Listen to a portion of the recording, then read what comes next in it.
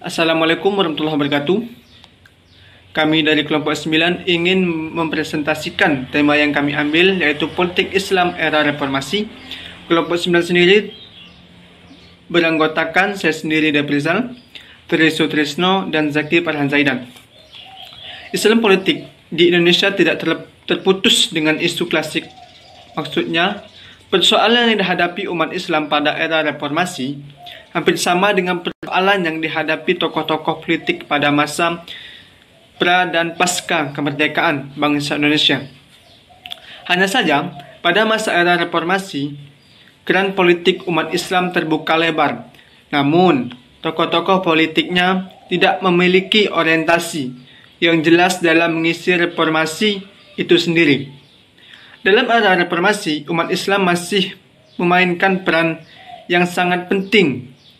Begitu juga ketika Soeharto lengser. Namun demikian, perkembangan Islam politik di Indonesia pada masa tersebut dapat dikatakan menemukan kebingungan sebagaimana dinyatakan. Kedua, persoalan menyangkut Soeharto yang pada awalnya dipandang sebagai sekutu untuk membangun Islam politik, namun pada akhirnya menjadi musuh publik. Di samping itu, kelompok nasionalis sekuler atau pengikut Soekarno yang selama ini menjadi rival politik Soeharto juga menjadi persoalan tersendiri dan harus menjadi pertimbangan pula bagi Islam dalam menjalankan agendanya. Ketiga, faktor Habibie sebagai kepala pemerintahan transisi. Sebagaimana penilaian Syafi'i Ma'rif bahwa pada dasarnya Habibie seorang yang baik namun datang pada waktu yang salah, atau I Right Man on the Wrong Time. Ia merupakan korban dari sistem ciptaan pendahulunya yang tidak segera disadarinya. Kepekaannya terhadap lingkungan politik yang keras dan kejam terasa kurang. Karena itu legitimasi pemerintahan Habibie sangat lemah dibandingkan dua presiden sebelumnya, sehingga dukungan terhadapnya sangat minim, termasuk dari bekas kawan dekat Soeharto dan anggota Golkar. Habibie dianggap sebagai simbol Orde Baru yang juga menyebabkan banyak ditentangnya oleh kelompok-kelompok Islam yang merasa dirugikan oleh memarginalkan politik umat Islam tersebut.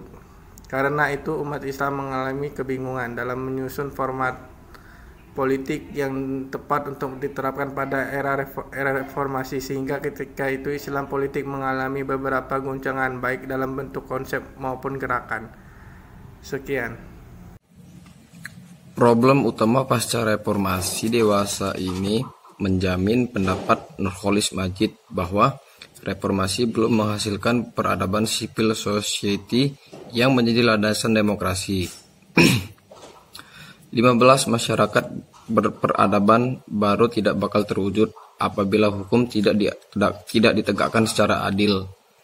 Rasa keadilan itu harus dimulai dari ketulusan komitmen pribadi. Karena itu, pendapat baru membutuhkan pribadi-pribadi yang tulus yang meningkatkan jiwanya kepada wawasan keadilan. Untuk menggapai ketulusan keadilan, para elit politik harus memiliki visi jauh ke depan dan tidak menjadikan diri mereka sebagai tawanan dalam situasi ruang dan waktu. Elit politik adalah public figure yang seharusnya memiliki pijakan etika dan moral politik. Bahkan dalam diri mereka tersembul jiwa dan semangat keterbukaan. Ketiga aspek secara imperatif harus dimiliki oleh public figure.